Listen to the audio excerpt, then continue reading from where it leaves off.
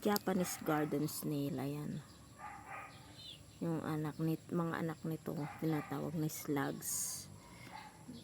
Ganyan siya lumakad. Ayan. Yung mga anak nito ang pest. Kasi nga kinakain nila yung roots.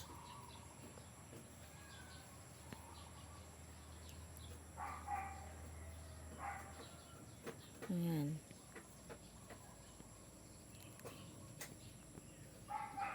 Saan ka pupunta? Ha?